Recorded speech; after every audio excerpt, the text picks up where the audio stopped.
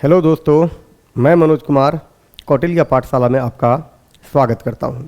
दोस्तों, आप सबको पता है कौटिल्य पाठशाला इस बार आपके लिए फ्री ऑनलाइन क्लास की व्यवस्था कर रही है, और वो उन लोगों के लिए जो एसएससी जीडी की तैयारी में लगे हुए हैं। ये उन वैसे विद्यार्थियों के लिए है जो देश की सेवा के लिए हमेशा तत्पर रहना चाहते हैं। तो ऐसी स्थिति में आप सबको पता है कि भारत सरकार ने केंद्रीय स्तर पर 26,146 सीट बम्पर सीट निकला हुआ है। और आप सबको ये भी पता है जो जीडी का तैयारी कर रहे हैं उनको ये भी पता है कि फॉर्म का स्टार्ट भी हो चुका है, फॉर्म फिलअप करना स्टार्ट हो चुका है। ऑनलाइन का ये जगह है और ऑनलाइन ही आपको फॉर्म आवेदन देना है। तो ऐसी स्थिति में 24 नवंबर से ही ये स्टार्ट हो चुका है और संभवतः 31 दिसंबर तक ये ऑनलाइन की प्रक्रिया चलेगी। तो दोस्तों, फरवरी मार्च के बीच में ये एग्ज़ाम होने की प्रबल संभावना है। ऐसी स्थिति में कौटिल्य पाठशाला आपके लिए आपके सब्जेक्ट के अनुरूप आपके सिलेबस के अकॉर्डिंग आपके लिए फ्री आपके लिए ऑनलाइन क्लास लेकर आया है, और वो है स्पेशल एसएससी जीडी। तो मैं मनोज कुमार कौटिल्य पाठशाला में आपका फिर से एक बार स्वागत करता हूं। तो दोस्तों, मैं आपके बीच में जो आया हूं वो पॉलिटी को लेकर आया हूं, इंडियन पॉलिटी। और इंडियन पॉलिटी में हमें क्या पढ़ना है, एसएससी जीडी में क्या पढ़ना है, क्या छोड़ना है, किस प्रकार से तैयारी करनी है, ये सारी चीज़ों को बताया जाएगा। फिलहाल ये आज मैं आपके बीच केवल और केवल सिलेबस की चर्चा को लेकर आया हूं, और आज आपके बीच में सिलेबस को रखना चाहता हूं। उसके बाद नियमित आपकी कक्षाएं ऑनलाइन चलेगी और फ्री होगा वो मेरे द्वारा सभी क्लासेस लिए जाएंगे पॉलिटी के। तो इस प्रकार से आज आपके बीच मैं चर्चा करना चाहता हूं पॉलिटी सिलेबस का। तो दोस्तों, याद रखेंगे पॉलिटी सिलेबस क्या कहता है, ध्यान से सुना जाए। एसएससी 2024 का जो जीडी है उसके उद्देश्य से आपके बीच यहाँ पर मैंने ये लेकर आया, और वो है सबसे पहले देखा जाए तो भारत का संवैधानिक विकास। इस प्रकार से भारत का जो संवैधानिक विकास है, हम सिलेबस के अकॉर्डिंग बात कर रहे हैं, फिर एक एक टॉपिक को एक एक करके आपके बीच में रखने का प्रयास किया जाएगा। तो दोस्तों, याद रखेंगे भारत का संवैधानिक विकास क्या रहा है, और इसी संवैधानिक विकास में हम लोग पढ़ेंगे कॉन्स्टिट्यूएंट असेंबली, और वो है संविधान सभा। तो दोस्तों, याद रखना होगा कि भारत का संवैधानिक विकास किस प्रकार से हुआ, कॉन्स्टिट्यूशनल डेवलपमेंट किस प्रकार से हुआ, और यहाँ पर अगर देखा जाए तो संविधान सभा क्या था, और उस संविधान सभा के द्वारा किस प्रकार भारतीय संविधान का निर्माण किया गया। हम यहाँ पर ये बातें जानेंगे कि संविधान सभा ने किस प्रकार भारतीय संविधान को लिखा, मेंबर कितने थे, वगैरह वगैरह। इसी संविधान सभा के पार्ट में दोस्तों आपके बीच में ये भी चर्चा की जाएगी कि संविधान सभा ने कौन कौन से रूप को अपनाकर भारतीय संविधान को लिखने का काम किया है, किन किन देशों से सहायता ली गई, और कौन कौन से पार्ट को उठाया गया है। तो ये सारी बातें हमें यहाँ पर देखना है। इसी संविधान सभा में संविधान निर्माण की प्रक्रिया होगी, और इसी संविधान सभा में सारी बातों को ऐड कर दिया जाएगा। जैसे अगर यहाँ पर देखा जाए तो इसी पार्ट में हम लोग देखेंगे संविधान सभा जब पढ़ेंगे तो यहाँ पर हम लोग ये भी डेफिनेशन देखेंगे कि संविधान है क्या, ये डेफिनेशन यहाँ देखने का प्रयास करेंगे, और इसके अलावे संविधान को बनाने में कितना समय लगा, वगैरह वगैरह बातें की जाएगी।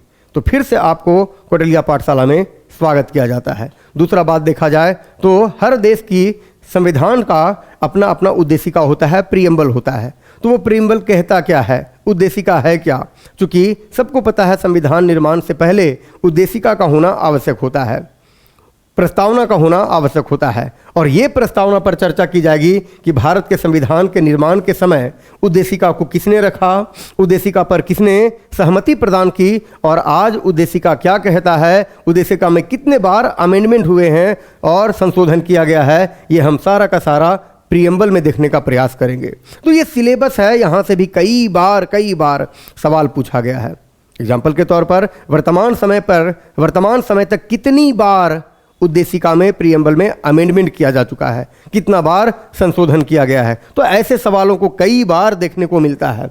आगे हम पढ़ेंगे संघ एवं उसके राज्य क्षेत्र, यूनियन एंड इट्स टेरिटरी। तो दोस्तों, ये भी जानना होगा कि देश की आज़ादी के समय जो शासन व्यवस्था थी वो कैसी थी, उस समय राज्य कितने थे, या 1950 ईस्वी में कितने राज्यों का गठन किया गया, कितने भागों में बांटा गया और कौन कौन से वो थे, और फिर राज्य निर्माण की प्रक्रिया क्या थी, या तो फिर कहा जाए देसी रियासतें कितनी थी और फिर ब्रिटिश प्रांत कितने थे।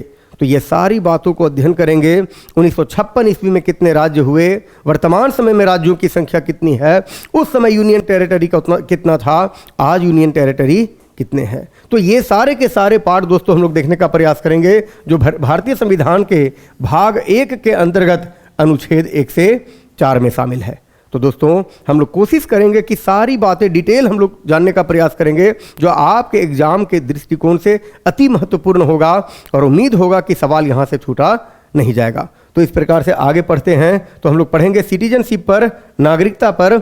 और नागरिकता, हर देश की अपनी अपनी अलग अलग नागरिकता होती है। जैसे भारत में एकल नागरिकता है, भारत में सिंगल सिटीजनशिप है, और ये सिंगल सिटीजनशिप किस देश के मॉडल से एडॉप्ट किया गया है, कहाँ से लिया गया है, एकल नागरिकता का तात्पर्य क्या है, एकल नागरिकता कहता क्या है, किस प्रकार से नागरिकता की प्राप्ति की जा सकती है, नागरिकता का समाप्ति कैसे होता है, और इसी पार्ट में हम लोग उन सारी बातों को जानेंगे।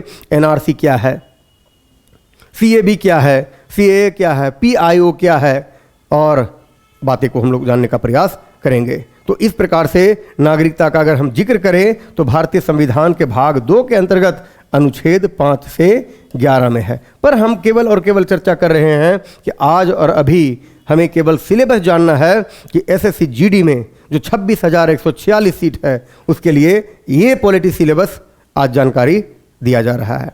आगे देखते हैं तो आगे आता है मूल अधिकार, फंडामेंटल राइट, मौलिक अधिकार। तो ये मौलिक अधिकार किस देश के मॉडल से लिया गया है, वर्तमान में मौलिक अधिकार किस प्रकार से है, मौलिक अधिकार में कौन कौन से आर्टिकल में कब कब अमेंडमेंट हुआ, ये मुख्य अमेंडमेंटों को देखा जाएगा, और वर्तमान समय तक मौलिक अधिकार कितने भागों में, कितने पार्टों में विभाजित है, और मौलिक अधिकार किस भाग में है, ये सारी चीज़ों को जानना जाएगा।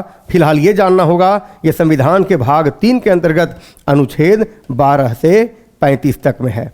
लेकिन दोस्तों जब हम पढ़ेंगे वहाँ पर तो जानेंगे अधिकार मेरा 14 से लेकर के 32 तक ही है। तो ये अधिकार फिर 33-34 कुछ अलग कहता है, 35 अलग कहता है, 12-13 आर्टिकल कुछ अलग कहता है। तो दोस्तों ये जाना जाएगा कि मौलिक अधिकार है क्या, मौलिक अधिकार किस प्रकार से आज है, और मौलिक अधिकार की मांग को लेकर के किन किन लोगों ने प्रयास किया था। अतः जैसे ही आगे बढ़ें तो आगे आता है राज्य के नीति निर्देशक तत्व, और राज्य के नीति निर्देशक तत्व में हम बढ़ें तो DPSP, directive principle of state policy, जिसे राज्य के नैतिक कर्तव्य की संज्ञा दी गई है। तो ये जो नैतिक कर्तव्य है, राज्य के लिए कर्तव्य बनता है कि राज्य की जनता के लिए, राज्य के लिए, राज्य के रख रखाव के लिए कौन कौन सी नीतियों को अनुसरण करे, वो सारी बातें संविधान के भाग 4 के अंतर्गत अनुच्छेद, संविधान के भाग 4 के अंतर्गत अनुच्छेद 36 से 51 के बीच में उल्लेख किया गया है। तो अगर हम इसको डिटेल से पढ़ेंगे तो ये जो कर्तव्य होता है वो 38 से 51 के बीच में ही है, परंतु ओवरऑल देखा जाए तो संविधान के भाग 4 के अंतर्गत अनुच्छेद 36 से 51 के मध्य में राज्य के नीति निर्देशक तत्व का directive principle of state policy का जिक्र किया गया है। तो दोस्तों जैसे हम आगे सिलेबस के अकॉर्डिंग बढ़ते हैं, आगे आता है फंडामेंटल ड्यूटीज, मौलिक कर्तव्य। और आप सबको पता है, हम लोग पढ़ेंगे इसके बारे में कि प्रारंभिक समय में ओरिजिनल कॉन्स्टिट्यूशन में मौलिक अधिकार तो था परंतु मौलिक कर्तव्य नहीं था, फंडामेंटल ड्यूटीज नहीं था।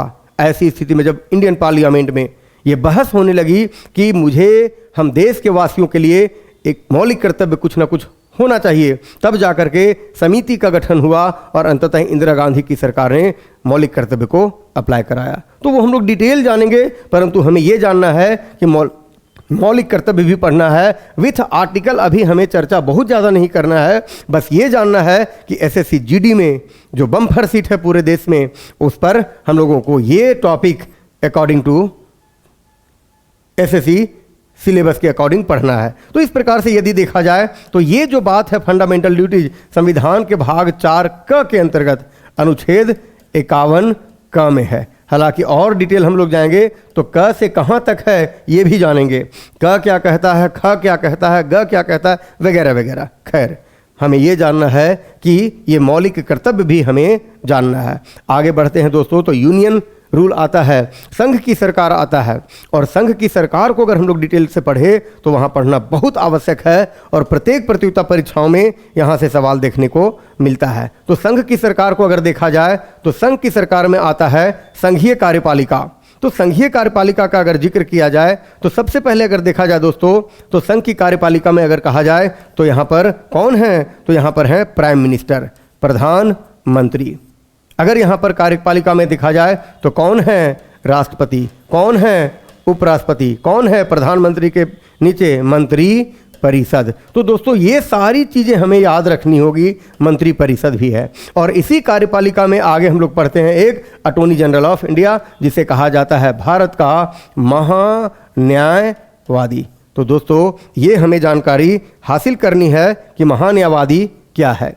इस प्रकार से विधायिका को अगर हम लोग पढ़ने का प्रयास करेंगे तो यहाँ विधायिका है और संघ की विधायिका को संसद कहा जाता है। तो संघ की विधायिका को जो संसद कहा जाता है, इस संसद का उल्लेख संविधान के अनुच्छेद 79 में किया गया है। और संसद के 2 सदन होते हैं, 2 हाउस होता है, एक लोकसभा और एक राज्यसभा। लेकिन पूछा जाए संसद के अंग कितने होते हैं, तो संसद के 3 अंग होते हैं और वो एक कौन सा है, तो राष्ट्रपति। तो ऐसे हम लोगों को पढ़ना है कि संघ की कार्यपालिका भी पढ़नी है और संघ की विधायिका भी पढ़नी है, जिसे व्यवस्थापिका भी कहा जाता है, जिसे संसद भी कहा जाता है। तो दोस्तों ये सिलेबस हम लोग एसएससी जीडी के उद्देश्य से चर्चा कर रहे हैं और इसी सिलेबस के अकॉर्डिंग हम लोग एक एक टॉपिक को पढ़ने का प्रयास करेंगे और आपके बीच में लाने का प्रयास किया जाएगा कौटिल्या पाठशाला की तरफ से। इस प्रकार से दोस्तों जैसे ही आगे हम बढ़ेंगे तो सिलेबस क्या कहता है देखा जाए। आगे बढ़ते हैं तो आगे आता है सुप्रीम कोर्ट, सर्वोच्च न्यायालय। तो दोस्तों देखा जाए तो सुप्रीम कोर्ट है, सर्वोच्च न्यायालय है और इस सर्वोच्च न्यायालय के बारे में भी हमें जानना है। सुप्रीम कोर्ट आखिर है क्या, सर्वोच्च न्यायालय की गठन की प्रक्रिया क्या थी, सुप्रीम कोर्ट में न्यायाधीश कैसे होते हैं, उसे कौन अपॉइंटमेंट करता है, उसके पावर्स कौन कौन हैं।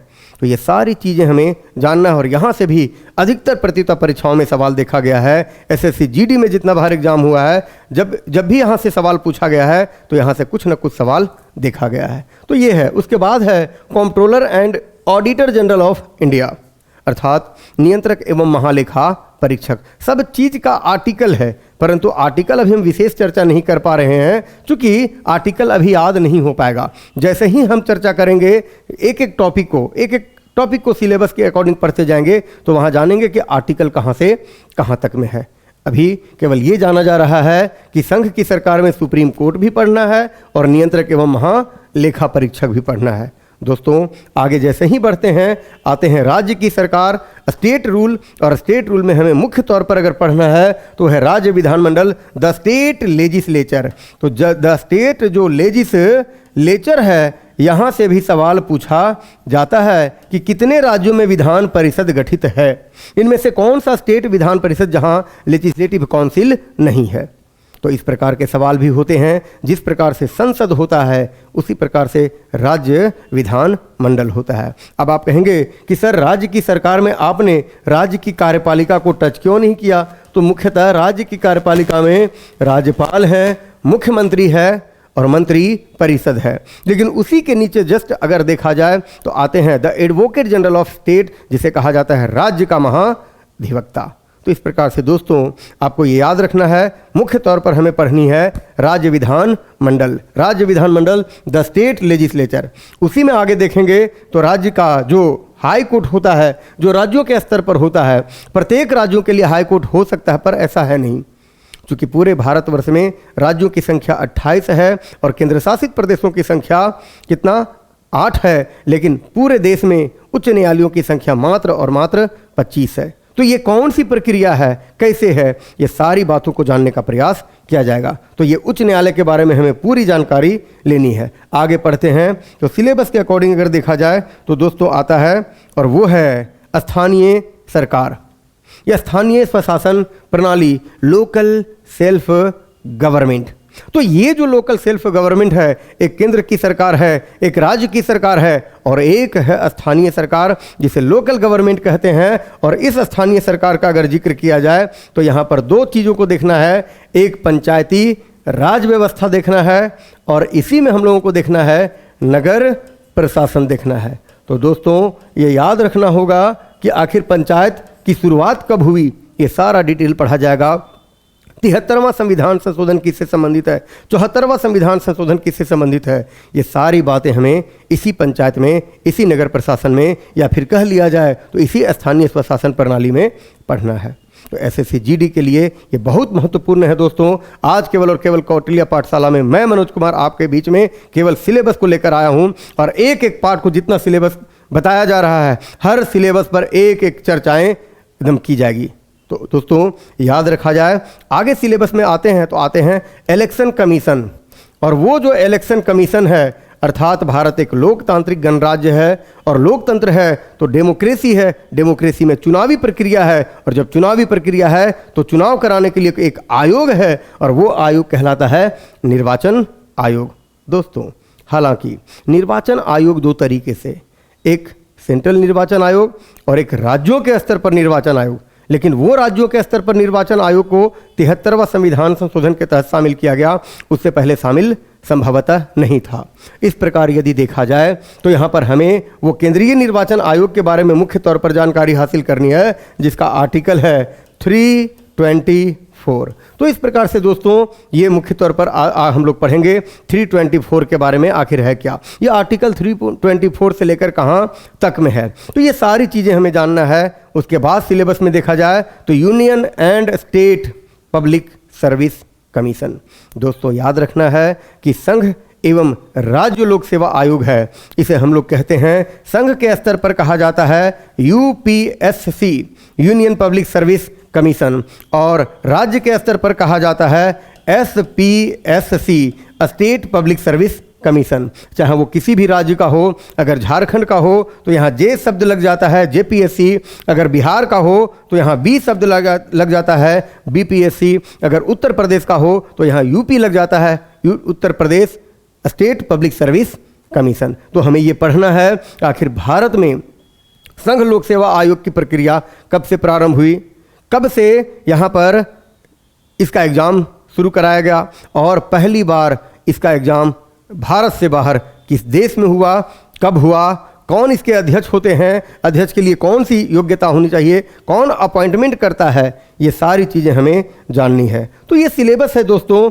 आगे अगर हम सिलेबस पर चर्चा करें तो सिलेबस में कहता है राजभाषा ऑफिशियल लैंग्वेज, और ऑफिशियल लैंग्वेज ये कहता है कि भारत का जो ऑफिशियल लैंग्वेज है वो क्या है। तो सबको पता है कि भारत का ऑफिशियल लैंग्वेज दोस्तों कोई और नहीं बल्कि हिंदी है। तो अतः हमें वो ऑफिशियल लैंग्वेज है क्या, ऑफिशियल लैंग्वेज हिंदी, उसकी सहायक वाली भाषा कौन सी है, किस भाग में है, अनुच्छेद कहाँ से कहाँ तक में है, तो ये सारी चीज़ें हमें यहाँ जानकारी हासिल करनी है। एसएससी जीडी के अकॉर्डिंग अगर देखा जाए तो एक टॉपिक और इम्पोर्टेंट है और वो है इमरजेंसी, आपातकाल। तो दोस्तों ये याद रखना होगा कि इमरजेंसी है क्या, आप सबको पता होगा और हम लोग इस पर विशेष चर्चा करेंगे कि भारत के संविधान के भाग 18 के अंतर्गत अनुच्छेद 352 से 360 तक में 3 प्रकार के आपातकाल का उल्लेख किया गया है, जिसमें एक है राष्ट्रीय आपातकाल जिसे कहा जाता है नेशनल इमरजेंसी, और दूसरा है राज्यों में आपातकाल जिसे कहा जाता है स्टेट